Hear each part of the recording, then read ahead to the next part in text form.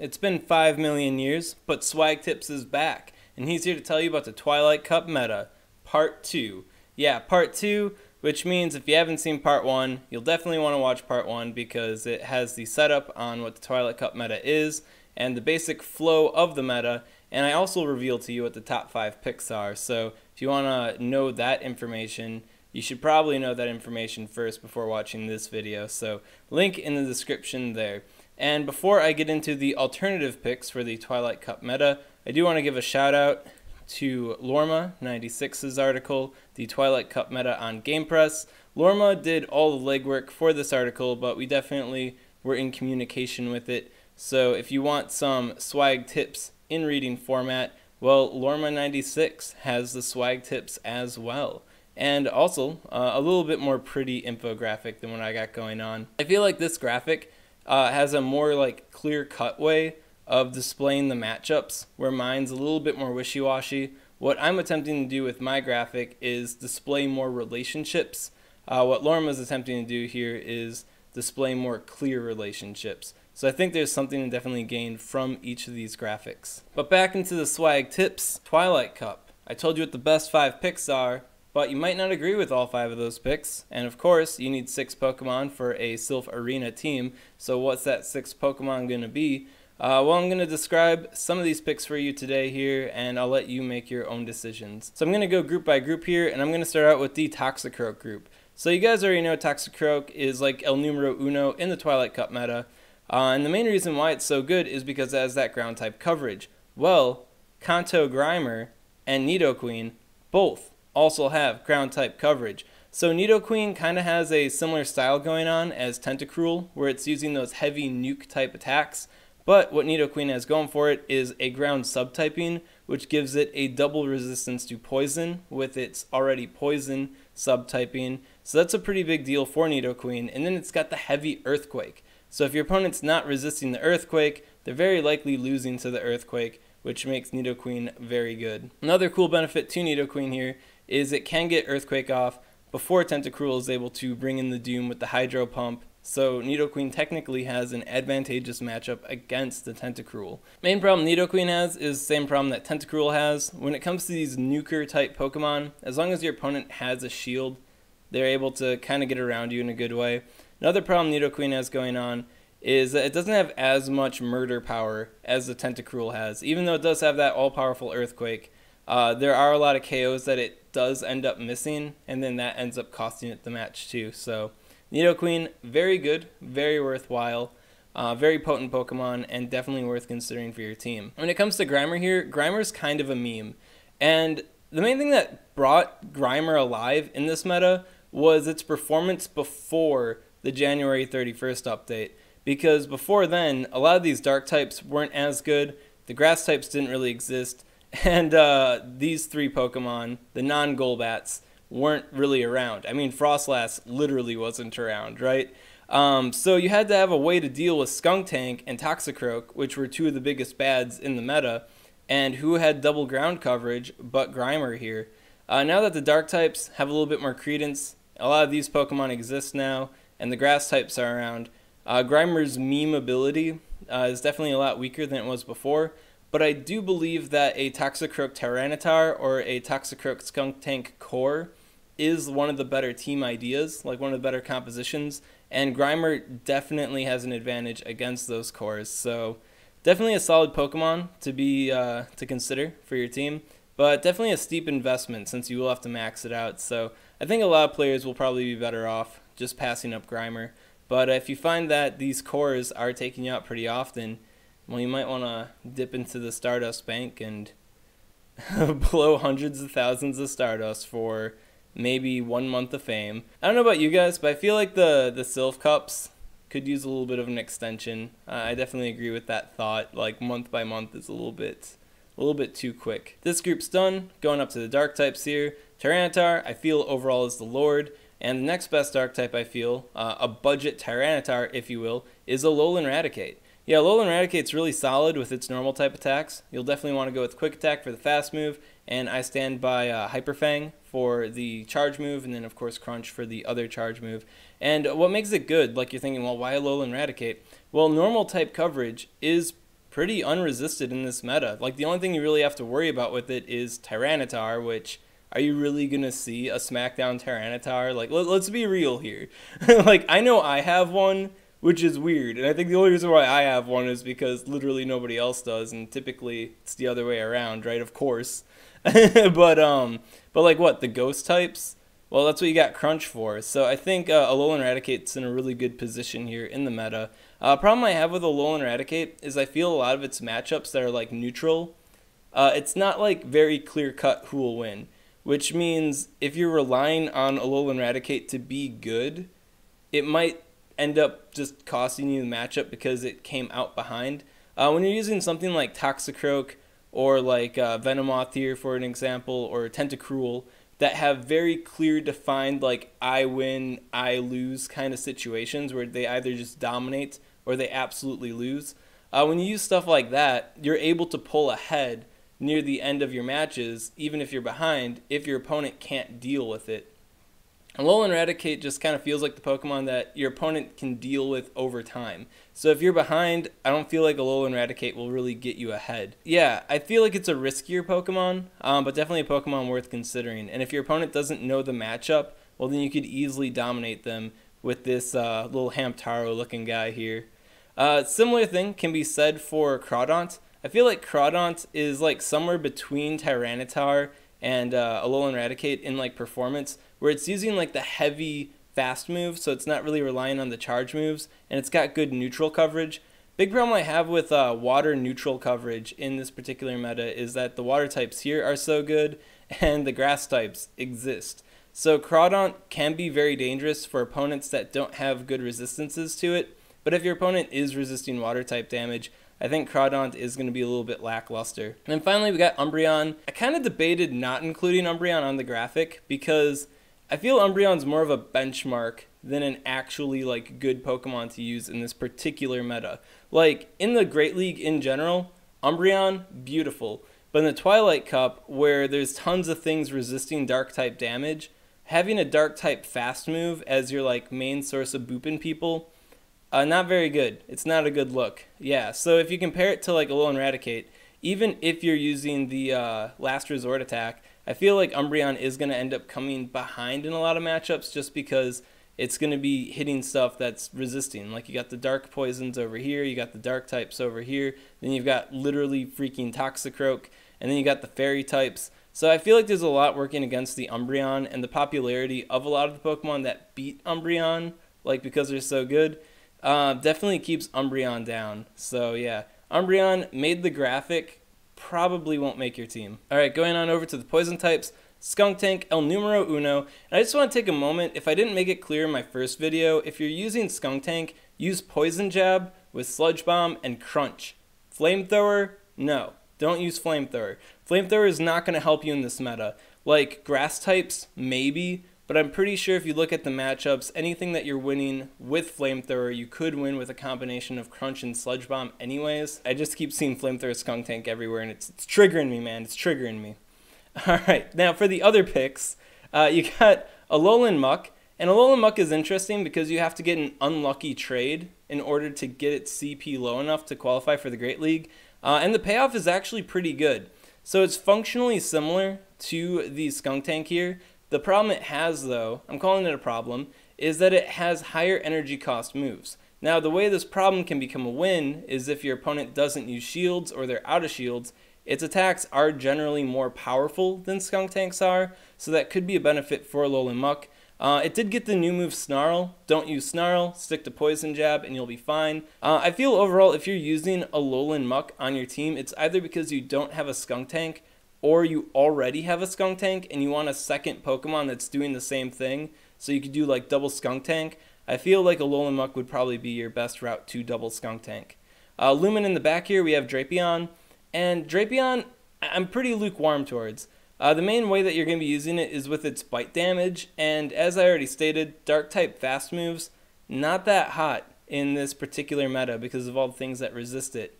Now, the way it pulls back ahead, and is actually a pretty okay Pokemon, is because it has that neutral Aqua Tail damage. But that neutral Aqua Tail damage, runs into the same problems that Crawdaunt has, where there's a lot of Pokemon that resist it. So overall, I feel like it's a middle-of-the-road Pokemon. If your opponent doesn't know the matchup, you could get an advantage over them, but I feel like against more skilled players, this guy's going to end up sitting on the bench more than you think it will. Like if I saw this on my opponent's team, and I actually had Pokemon to participate in the Twilight Cup with, I wouldn't be too worried about it. I'd be worried about other members of the team. Then going on, finally, in the back here, we got Normal Muck. Yeah, Cantonian Muck, the cousin of the Lowland Muck here. And this guy originally was not going to be considered for the Twilight Cup, but then Papa Hanky came in and gave Muck the Thunder Punch, and now it's actually pretty viable. I think it's kind of more of a wild card option than a solid option, though. So with the Thunder Punch, you are able to bait shields and like pseudo lower the energy cost of Muck's charge moves. And with the electric type damage, you would get an advantage over the Golbat here and the water type Pokemon, so that's pretty neat. And yeah, so if you end up using this Muck, I'd say Poison Jab again. For the charge move, I'm really feeling Dark Pulse. I feel overall, Cantonian Muck is the kind of Pokemon that people will probably lose to because they don't know the matchup, and it is just kind of a random, awkward Pokemon. If your opponent's bringing in, Cantonian Muck, the only thing you can really expect from it is Poison Jab and Thunder Punch. But what the charge move is, the secondary one, is it Dark Pulse? Is it Sludge Wave? Is it Gunk Shot? You won't know until you know, and that's what makes this Pokemon kind of scary. But once that move gets revealed, I think it becomes a lot less threatening. So yeah, I don't know. I think it's a really creative Pokemon. If I were to make a Twilight Cup team before the end of the month and actually participate, I think it's a Pokemon that I would probably pilot on my team just because my opponent wouldn't really know what to expect from it, which is pretty good for Muck there. Then going on down, we have the Toxicroak Counters. Yeah, Toxicroak is so freaking good in this meta. There's like a whole squad of Pokemon in existence dedicated to beating him down, and I think that's just great. So in the last video, I highlighted the merits of the Alolan Ninetales here. Let's talk about the other guys. Yeah, one Pokemon that I feel is like kind of an unsung hero in the Twilight Cup meta is Golbat. And I feel like a good part of this is a lot of people that are using Golbat are using it like improperly. Not to SwagTips way of not by my decree, that's what I'm looking for. Not by SwagTips decree. If you're using Golbat, you'll want to have Wing Attack for sure. And then of course Poison Fang for the shield baiting and the artificial energy lowering. And then Shadow Ball. I've been seeing a lot of people trying to use Air Cutter and like Ominous Wind. And I feel like those moves are just way too lackluster to really work out on Golbat here. So yeah, stick with that moveset and you'll probably see more wins happening for you.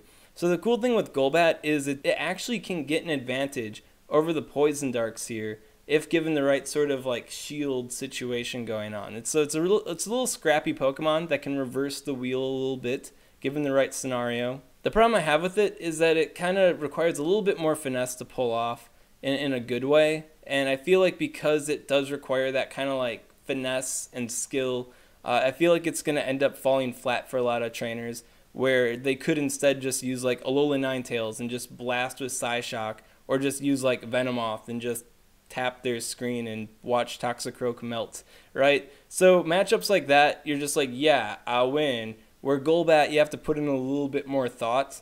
And when it comes to that thought, like thinking can definitely allow you to outplay your opponent, but thinking can also let you outplay yourself in really dumb ways. So yeah, I'd say use Golbat if you feel confident in your Golbat skills, but if you don't think it's a good fit for your team, I definitely don't blame you. Going on down, we have Frostlass, and I feel like Frostlass is kind of a sleeper Pokemon. I haven't seen a lot of people use it. I think one thing that is a little bit unknown to a lot of players in the Pokemon Go world is Ghost types actually resist poison damage, like SwagTip.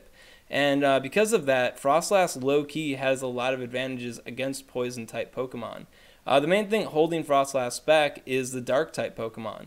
And that's true. Dark types do hurt Frostlass. But you know what hurts them? Avalanche.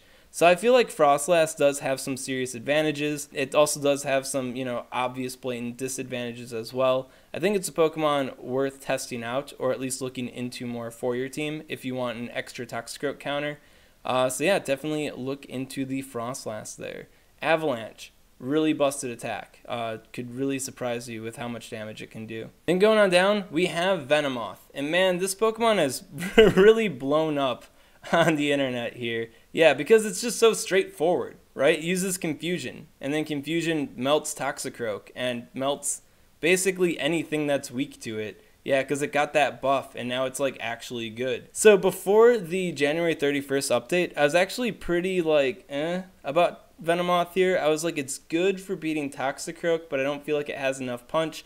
But with the January 31st update, Venomoth definitely got that punch it needed to actually be like a solid member of a Twilight Cup team. It has very clear defined advantages, and it also has some very clear defined disadvantages, which makes it just overall a very solid Pokemon for this rock, paper, scissors type game. I think the main thing that's like holding a lot of teams back against the Venomoth is a lot of people aren't using Skunk Tank or Dark types in general, and I don't know why.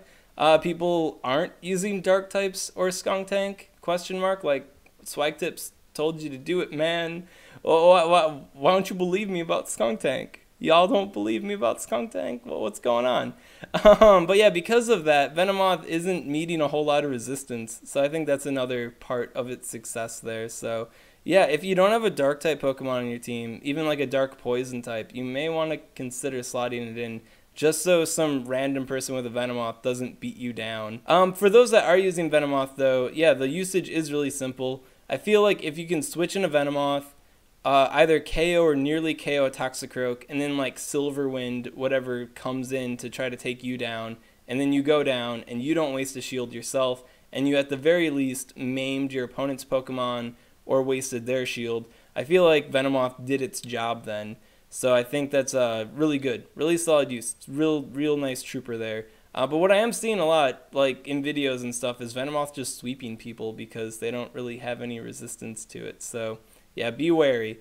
Now there are other Pokemon that do Venomoth sort of niche. Like you have Dustox. Dustox is just inferior Venomoth. Yeah, and it's not even a Poison Fang Legacy move type of thing, because Venomoth is slightly better with the Poison Fang Legacy move. It's not even that. It's just that Dustox has like way more of a overhead cost, and like the benefits it has over Venomoth really aren't exactly there. And two other Pokemon that people are considering are Mr. Mime and Gardevoir. They do have more powerful confusions, and they're able to take out Toxicroak in 3 hits instead of 4.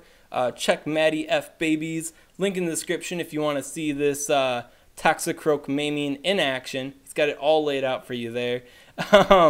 But yeah, so that is powerful. It is like even more true to the meme. But I feel like Gardevoir and Mr. Mime, like they don't have the low energy cost charge move Silver Wind like Venomoth does here. I don't feel like the fairies have a really big advantage over Venomoth in practice. I'd say pilot Gardevoir or Mr. Mime if you feel very strongly about it, and comment below and let me know what your success has been.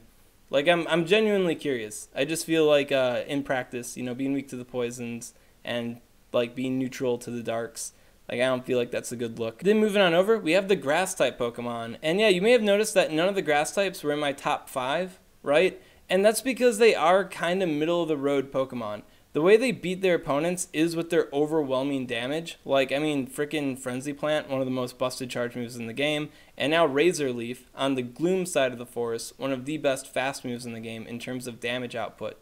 Just a little swag tip, if you're using Venusaur, stick to Vine Whip and Frenzy Plant because you want to get Frenzy Plant off sooner, and Vine Whip is still quite powerful. Yeah, but for the other grass type Pokemon, which are basically represented by Gloom, anything with Razor Leaf can function as Gloom. It's just Gloom is statistically the best, right?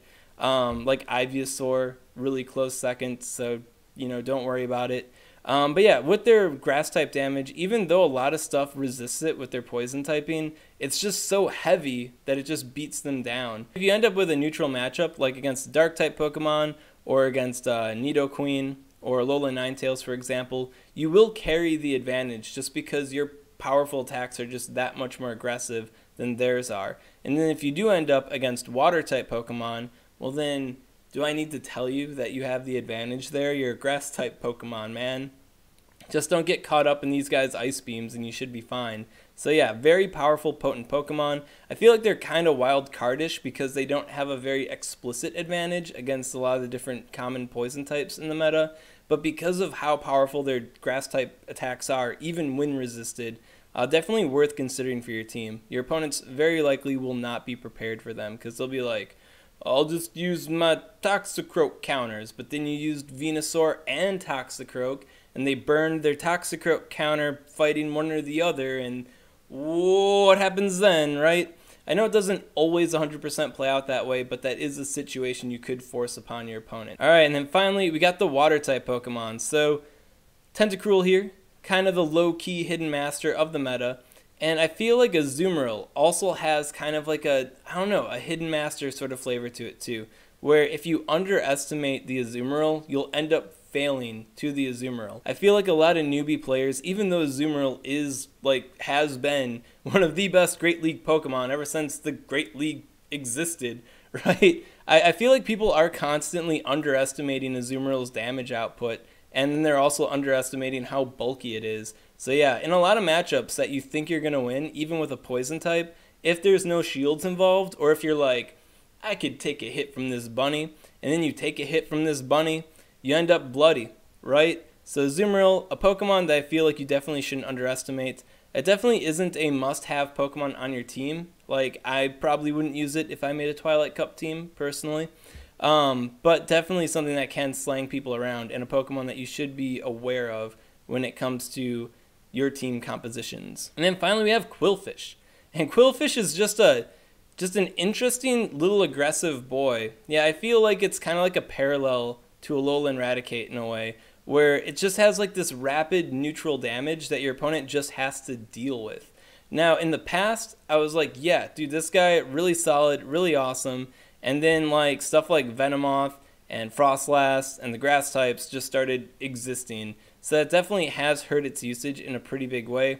But I feel like even with these detriments, this is just an interesting, aggressive Pokemon. And it's like the best parts of Crawdaunt and Drapion just merged together in just an angry little pufferfish. And then it also has Ice Beam to boot. So I think it's just definitely a solid Pokemon. It's not a Pokemon that a lot of people are going to want to play with, but if you are into Qwilfish, or you do have a really good Qwilfish, I'd say if you spend some time checking out like PvPoke or using Go Battle Sim to check out all these different matchups and stuff like that, you could find a way to definitely get the advantage over your opponent, because Qwilfish is 1000% a Pokemon that I feel people aren't expecting.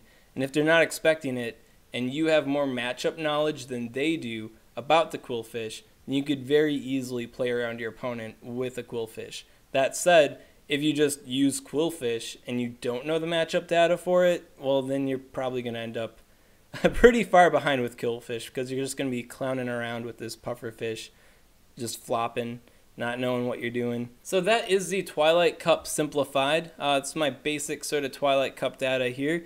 So combining this video with the part 1 video, you should be well prepared for any Twilight Cups you run into in your local area. I'd like to give a special thanks to all of you guys for being so patient with this video. The semester has basically just started for me, and with working full-time and having clinicals and having to do all these like meetings sprinkled here and there, and having to get like health checkups and getting this paperwork done, and there's just a lot of little small things that got sprinkled in last week that really just held me back from being able to make this video. So thank you all for your patience there.